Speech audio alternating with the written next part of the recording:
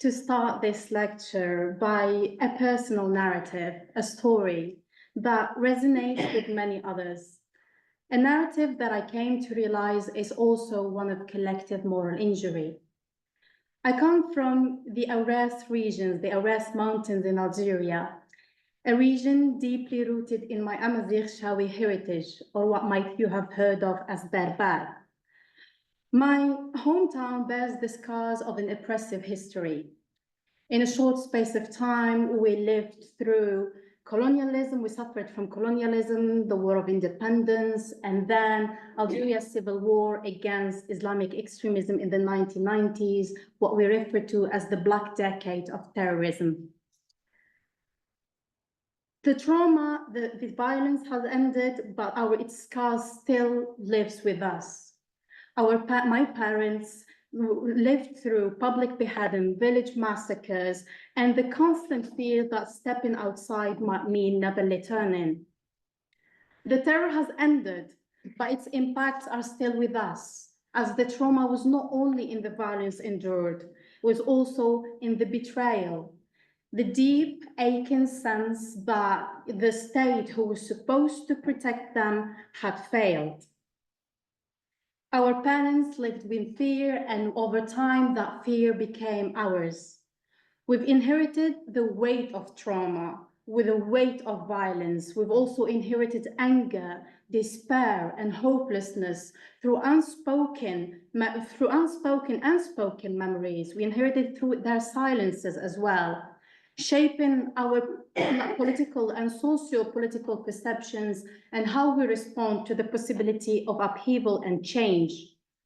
Fast forward to 2011, as the Arab world was calling for change, my generation stood at crossroads. We wanted change, we wanted positive transformation, but the stories from our parents loomed large in our minds. But our hesitation was not solely about fear of extremism or fear of violence or political unrest. We are descendants of a much older, much crueler struggle. Over 132 years of French colonialism that took more than 1.5 million lives. A colonialism that sought to obliterate our language, identity, and culture. Our parents carried deep resentment toward colonialism. And although they never taught us how to harbor bitterness or be resentful or to be hateful, the echoes of that history still resounds with our lives. We have a saying, we say, France left you behind to someone who betrays our trust. These, casual sayings and many, many other, uttered so casually, carry profound pain. They are the language of the wounded, rarely recognized as such. And more importantly, this is not our parents' language, it is ours, forged by our own experiences. We cannot simply let go of the humiliation, torture, rape, and all the colonial crimes that our ancestors endured. I remember being a teenager, asking, questioning my sense of understanding of what's wrong and right, my sense of justice, and wondering how different life would it been if no colonialism never happened. Maybe my generation wouldn't have lived under dictatorships. Maybe we wouldn't have internalized certain forms of oppression. This grief for what could have been, alongside resentment, anger, and a deep sense of hopelessness, has been passed down from a generation to another, subtly influencing how we even navigate personal relationships, cope with financial pressures, and confront socio-political challenges. When I encountered the concept of moral injury, it offered me a framework to better understand these emotions and the internal conflicts that we had. It also allowed me to give these emotions a voice. It allowed me to see that this is not Assala's stories, nor her family's. It is a shared experience that stretches across communities in Africa and beyond. These are collective intergenerational wounds passed down through generations, through time and across borders, binding together those who lived under oppression and injustices. And this is what I want to shed light on today, this type of moral injury and how it manifests collectively. And most importantly, how it has been weaponized against vulnerable communities in Africa. So for those who are not familiar with the concept of moral injury, let me talk a little bit about its roots. Moral injury has ancient, deep historical roots.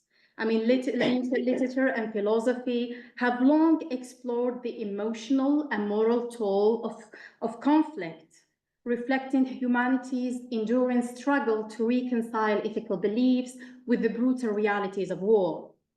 Not until the 1990s, psychiatrist Jonathan Shai introduced the term to describe the profound moral and psychological harm experienced by veterans who felt betrayed by their leaders in a high-stakes situation.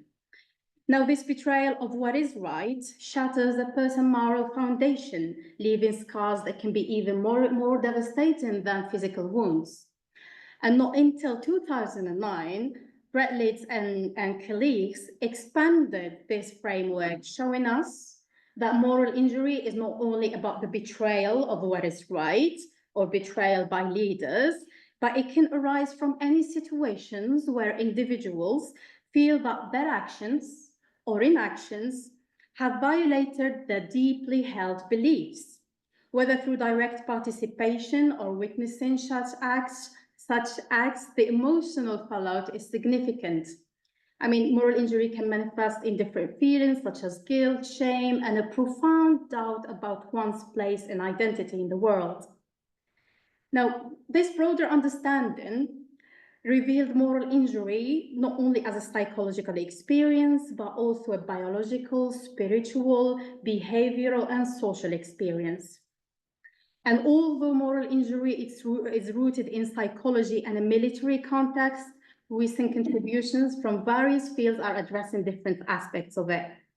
That has been said, moral injury is not a one-fit-all experience. How it is defined, how it is approached is heavily dependent on the context in which it occurs. And therefore, so basically moral injury in this sense does not only impact individuals, but it can impact also entire communities. When crises like war or political violence occur, the collective moral principles that hold communities together can be severely shaken.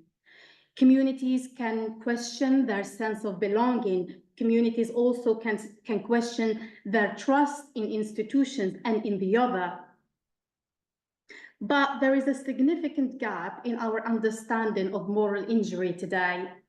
Moral injury in African communities that experienced colonialism and still is experiencing prolonged conflict is largely underexplored. And more importantly, the collective intergenerational and cultural and political dimensions are rarely examined. This gap is also evident in my field of international relations, where civilian moral injury rarely surfaces in our academic discussions, despite its relevance and its profound impact on post-colonial societies. So throughout today's lecture, I'm going to argue that moral injury is a uniquely powerful construct for understanding the deep, often invisible consequences of colonialism and its legacy in Africa. As Brian said, not as an individual psychological phenomena, but as a collective socio-political challenge, as well as the ways these consequences have been manipulated by external actors. And I will make the case for Russian private military companies. Now, when I first started this research, I really felt unease about examining moral injury at such a large scale. I mean, decades, even centuries of morally injurious events have left immeasurable scars. So I try to take a comprehensive approach. I consider the collective experiences from small ethnic communities to civil society members and the political elites and veterans in North Africa and the Sahel. And these categories I am engaging with and during my fieldwork and talking to them. In this region, the Sahel and North Africa are not limited to this. Many communities have faced different overlapping morally injurious events. Chronic poverty, conflict, natural disasters, insurgencies, terrorism, socioeconomic injustices, discrimination, and colonial oppression. I can go for hours. And I emphasize here the term communities due to the complex web of ethnic groups that traverse borders that are often marginalized and overlooked. For example, the Tuareg communities, so they span from, Algeria, Mali, Niger, Libya, sharing cultural and historical struggles despite the political divisions. Similarly, the Fulani live across Mali, Niger, and Nigeria. The intertwined legacies of colonialism and a rich cultural, ethnic backgrounds have created complex moral landscapes that are far from being understood, and certainly cannot be understood with Western lenses. Sorry. Yes, they cannot be definitely understood with Western lenses. Colonialism didn't extract just the resources, it tore apart the soul of entire communities. And the emotional impacts of such cruelty and oppressions are immeasurable. But where this has been examined, analysis rarely goes beyond a pathological characterizations of people suffering, people's reactions as traumatized. Reducing all reactions to suffering as trauma has not led to any meaningful changes to the life of those affected. Despite their linguistic, cultural, religious differences, many post-colonial communities share profound feelings of anger, despair, hopelessness, helplessness, and most importantly, a deep sense of resentment and betrayal. There is also the pain of abandonment and humiliation, and the feeling of being left on their own to defend for themselves in a harsh, unforgiving environment, creating severe external and internal moral voids. I mean, the Sahel region is one of the most vulnerable regions in the world. You can't imagine how people are living there today just to survive and to maintain hope on a daily basis. The sense of betrayal extends from historical roots to ongoing grievances, perpetuated by the actions and inactions of current governments, previous governments, former colonial powers, mainly France in the context of my examination, and the international community. In the past, they have been promised autonomy, their freedom, and more recently, safety, security, a better life. The uncapped promises and the resulting sense of betrayal are made even more complex by the conflicting victimhood and agency, an inner struggle between their desire to reclaim their lost agency and the enduring effects of past oppressions. This duality shapes not only their moral worldview, but also the way they approach current struggles, balancing the weight of the past with the need to move forward. But I ask, who carries the weight of this injury? Is it the elders who hold on to memories of a pre-colonial past, watching their cultural heritage erode with each passing year?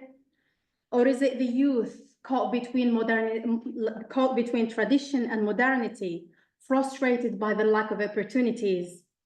Is it the mothers whose silent grief for lost children, whether to disease, migration, or conflict, speaks volumes about the emotional toll of being unseen by their own nations? Or is it the warriors, now veterans, who fought for autonomy, independence, yet remain haunted by their experiences and lost sacrifices? Is it the young women, myself included, who navigate gender roles and restrictions, pushing for change, while facing both external oppression and internal societal expectations. Or the community leaders who struggle to balance negotiating with the state and staying true to their people's demands for recognition. These groups and many, many other with their own distinct yet interconnected experiences share an injury shaped not only by colonialism, but what came after, the accumulation of morally injurious events over time. This injury reflects a shared sense of a post-colonial challenge that spans generations.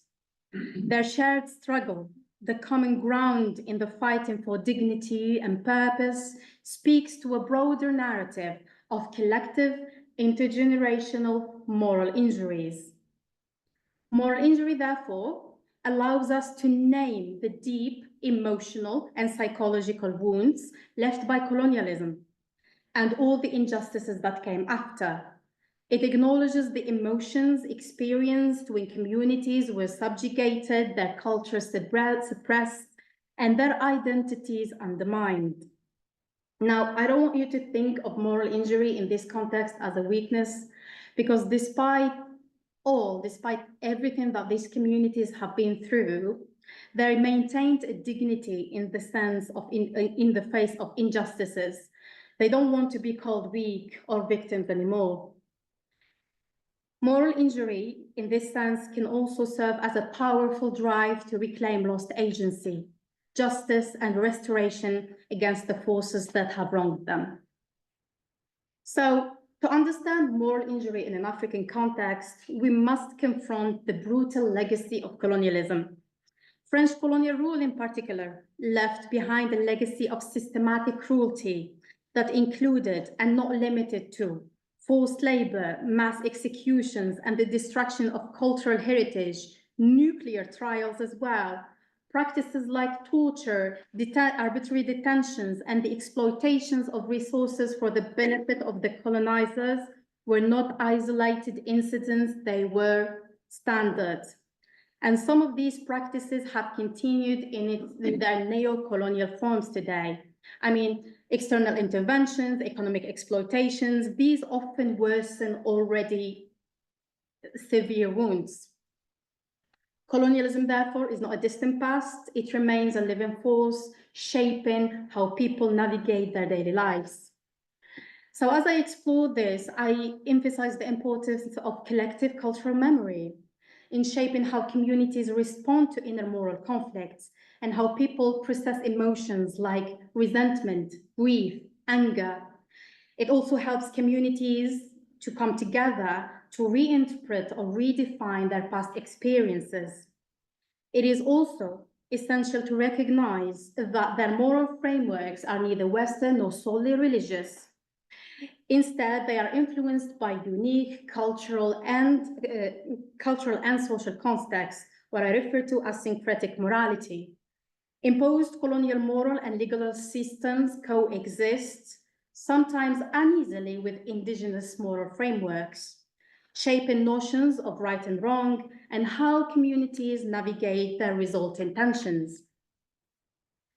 Inherited power dynamics as well play a critical role in shaping how deeply moral injuries are experienced. Colonialism imposed hierarchical political structures that persisted, and these dynamics highly influence, for instance, how marginalized groups cope and how marginalized groups, heal and process their injuries as well. This brings us to post-colonial resilience, the ability to adapt, recover, and grow through adversity.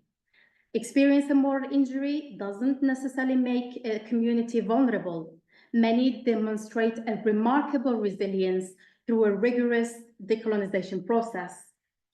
So, understanding moral injury in an African context,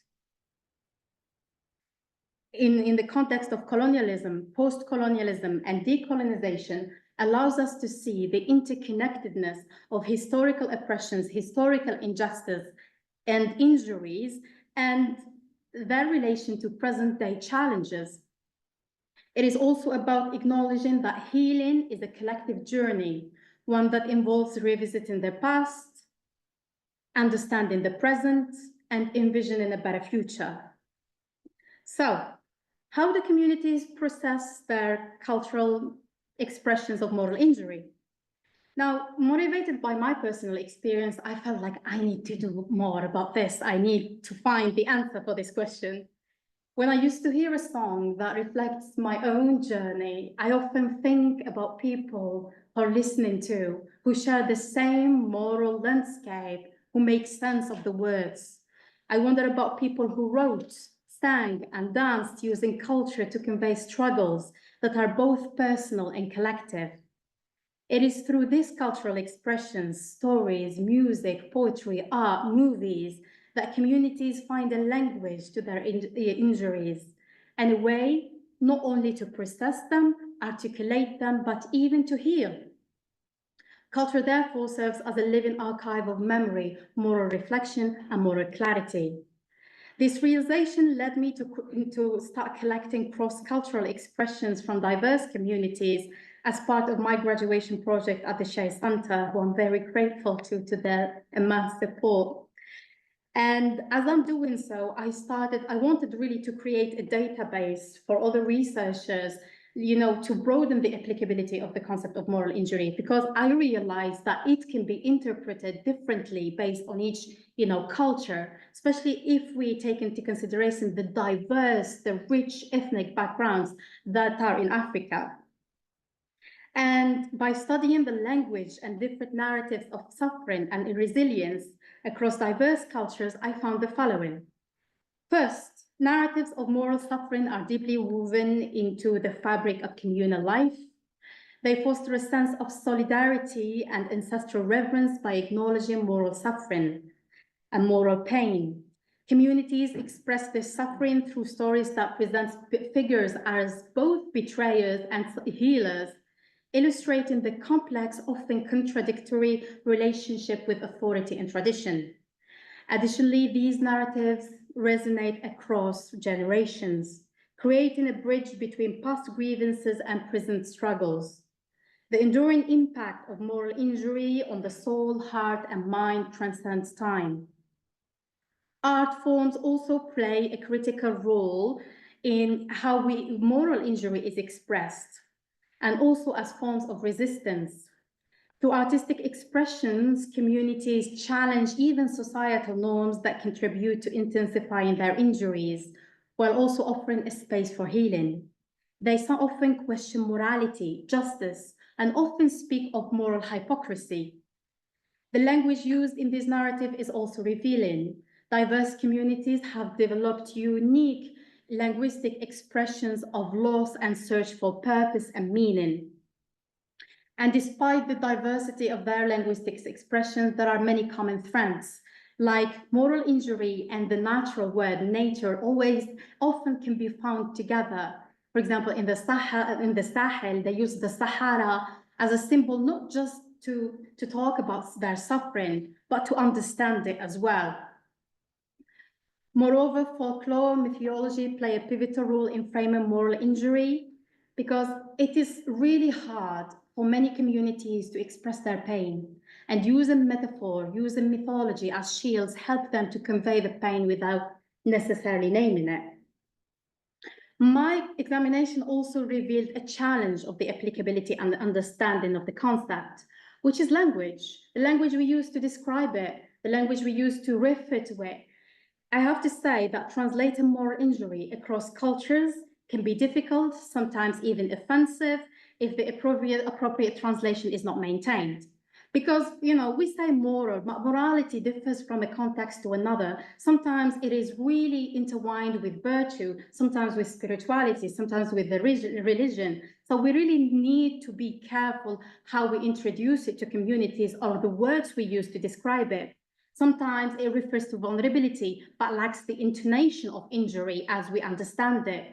And sometimes the problem is really in the injury, because in some cultures, injury is mostly physical. So, we need to think of the cultural sensitivities at risk. However, I say that framing the cultural expressions not only acknowledges the experiences of many communities, but also help us understand how the same narratives can be manipulated. And framing such injuries in culturally appropriate terms, moral injury might even carry the way to potential to pave the way for societies to dismantle the taboos surrounding mental health in Africa, which is often stigmatized in different regions. Before moving to the weaponization aspect, I want to briefly give you an example of a community that have been long expressing its moral injury in clear words, but no one listens to them anymore. So the Tuareg. The Tuareg people, traditionally nomadic and spread across the Sahara and the Sahel, have faced displacement, marginalization, and exploitation by colonial and then national powers. For people whose existence is rooted in the land and the freedom of the movement, the loss of autonomy due to colonialism is a significant moral injury thus persisted.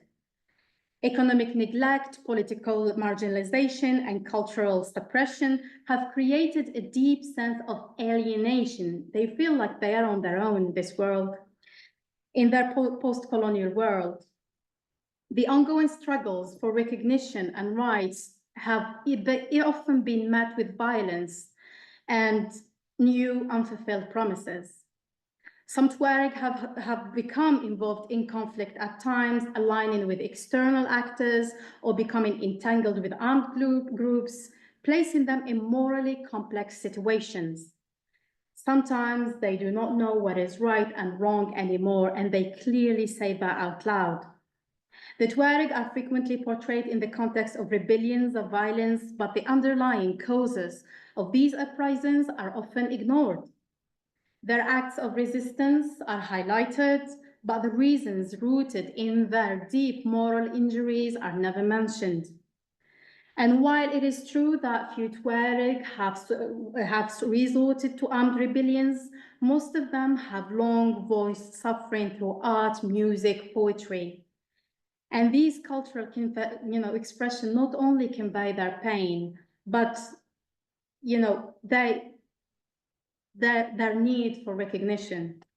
And I want to briefly share with you two powerful voices because I think there is a lot to learn from the experiences of these communities. Mahmoudan Hawat offers a profound reflection on moral suffering through his poetry, art, and calligraphy, responding directly to the wounds inflicted by colonialism, displacement, and oppression. By altering the traditional Tifinagh script, which is the Tuareg script, Hawat creates photography, which is a new visual language that disrupts conventional, traditional forms of expression. He addresses the betrayal by external forces and internal fractures, visualizing displacement through fragmented movements. He transforms the destruction into acts of creative resistance, reconnecting the Tuareg with their nomadic roots and channeling collective grief into defiance and spiritual renewal. And as he does, he says, "Death whistle has sounded, genocide, extermination. The goal is already achieved. Let's talk instead about resurrection." Another voice, I'll be happy to talk about the figures after this because they are really interesting. Another voice, which is, you'll see me smiling a lot now because this is one of my favorite bands and I'll be happy to speak about them for hours. Tinariwen reflects not only the Tuareg experiences, but all the communities that have suffered moral dilemmas and moral, conflicts due to colonialism and due to displacement. They express themes of loss, exile, abandonment, and they evoke the loneliness, grief, alienation linked to colonialism. And as they do, they say, "Friends, companions, hear my truth and my conviction. These banishments that befall us bring no joy, neither to my heart nor to that of the youth. You suffer the bitterness of that oppression which annihilated the old folk on whom you counted, and tortures the soul of the heart that knows no hatred." Amid the hopelessness remains a defiant instinct to uphold dignity. These voices and many, many other become not just expressions of injuries, but a method of maintaining moral clarity and resilience. Now, in a world where media-driven narratives reduce complex conflicts into binaries of good and evil, the local voices often go unheard, particularly in the discussions about terrorism, war, and conflict. The sensationalism surrounding terrorism and the exploitation of fear frequently overshadows the lived experiences of many, many communities, while military interventions silence their perspectives. And when moral injuries are acknowledged, they are rarely acknowledged for healing or reconstruction. Sadly, the context of prolonged suffering is a fertile ground for exploitation, emotional, moral exploitation. Moral injuries can become instruments of manipulation, tools of warfare. And here comes my doctoral research, where I examine how external actors like Russian private military companies or Russia via its private military companies weaponize these moral injuries in different African settings. So the core of the weaponization lies in exploiting deep emotional wounds to manipulate collective emotional responses and sway moral judgments, guiding communities toward actions and agendas that serves the perpetuator's strategic interests. By amplifying feelings, specifically feelings of betrayal and resentment, perpetrators influence behavior, reshape societal attitudes, effectively turning collective moral suffering and dilemmas into a tool of power and control. Now, when we speak about moral exploitation or emotional as well exploitation, this is not something new. I mean, we always talk about this in political discourses, whether state actors, despite not naming it as moral injury, state actors might exploit collective moral injuries to consolidate their power. They use it to justify certain controversial, policies and even manipulate public sentiments during, times of war or even times of elections. And non-state actors, including terrorist organizations, also leverage moral wounds to recruit followers. Yet, when we speak about these instances of exploitation, we never really, question the moral and contextual dimensions involved. For example, we talk about propaganda, we talk about information warfare, but we do not stop enough to ask why these methods work so effectively in some regions. Or consider the profound psychological or social impacts they have in their wake. So weaponizing moral injury is not a new phenomenon, but it has never been recognized as a deliberate tool of warfare. And this weaponization have different strategies, and I'm going to mention only the ones that I have been able to examine and study. Let's start, for example, toxic restorative nostalgia and narrative of loss. Selective historical reminiscence that only underscores loss and diminishes resilience can be harmful, because this strategy can pit communities against perceived threats to their identity. These threats can be external or internal. Simplifying moral dilemmas, reducing complex moral questions of what's right and what's wrong for these communities into binary opposites, forces them into inflexible moral positions, fueling polarization, and also this simplification can lead to extremism. And I will give examples of this afterwards. Narratives of survival. When someone comes and tells you, I am the only way for you to survive, there is no other alternative by myself, this false dichotomy of no alternatives that instills a sense of dependency and urgency. This strategy disorients the collective consciousness, making manipulation even more persuasive. Portrayal as healers. And I believe that this is one of the most dangerous strategies that we are seeing today. And because I am a strong believer also that healing becomes from within for these communities. When perpetrators present themselves as the cure to the community's historical and recent wounds, positioning themselves as distinct from the original betrayers. This role reversal confuses moral judgments and fosters resilient reliance on the manipulator instead. Another aspect that is also really strategy we can see in different, like in the African context of conflict, Korean conflict, is false promises of agency, offering false promises of regained autonomy, exploits the community not only desire for self-determination under the guise of empowerment, but also preys on fears of external threats to maintain control, ensuring continued dependence on the manipulator or the perpetuator. Now, let me give you a recent example of an actor who have been applying these strategies effectively. Who here heard of Russian private military companies? So Russian private military companies, or what you have heard as the Wagner Group, they are everywhere, and I mean everywhere.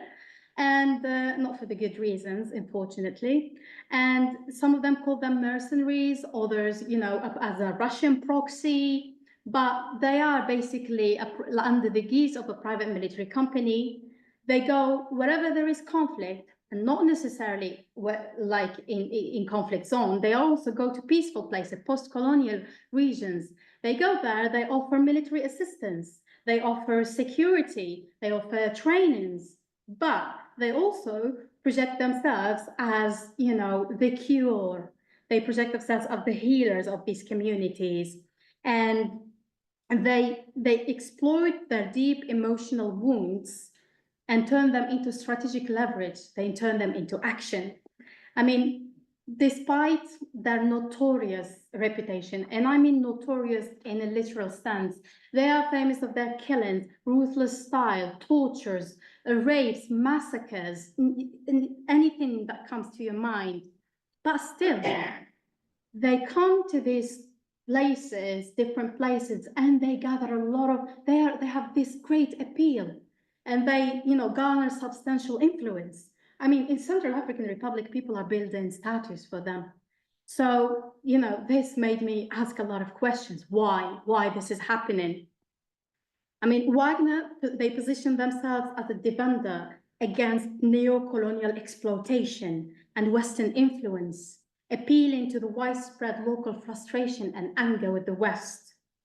And they have been really effective, and I'm not talking about the military involvement, because that we talk about that a lot, but we don't talk about the emotional and moral exploitation that is happening as well. In Mali, after France's withdrawal, Wagner emerged as a symbol of hope. They advocated for local sovereignty and rejected in foreign influence. And you can see the irony in that, which resonated with a lot of people that were, disappointed and angry and fed up with the previous interventions to restore peace. A similar dynamic also occurred in Burkina Faso, Niger, Central African Republic, Mozambique. Many citizens wary of, the colonial dominance, they embraced Wagner as a liberating force. France is viewed as a lingering colonial presence, while Russia, via Wagner, is seen as a more sympathetic and understanding partner.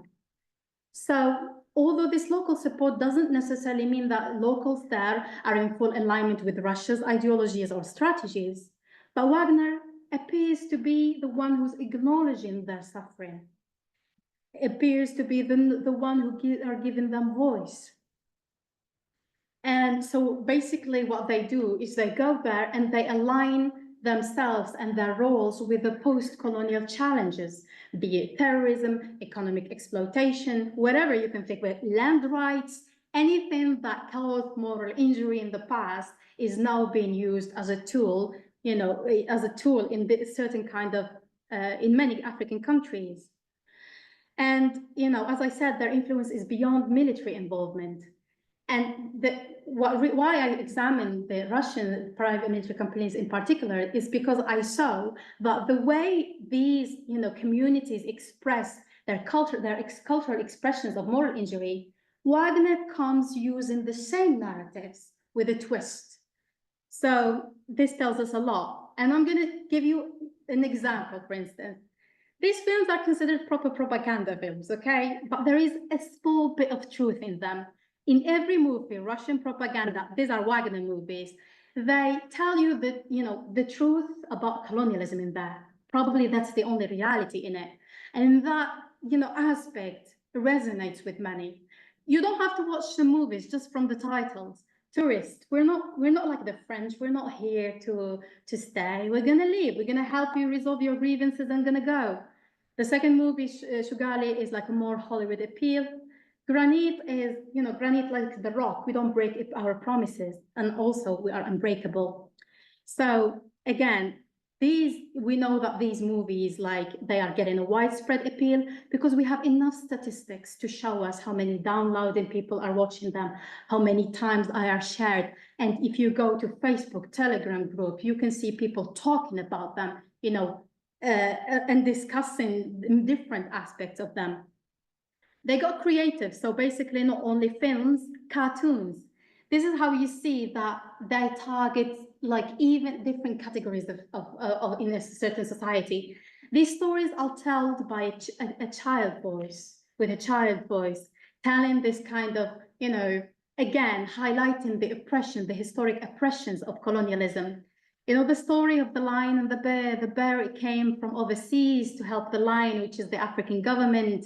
And the poor elephant is, the people who are afraid and need help. Again, we know that these kind of narratives are being, appealing to many, many. Same, they use social media, again, appealing, and their word choices and the times they publish this kind of, for example, videos. You see, for example, it is a National Remembrance Day. Oh, there is a video about that today from Wagda.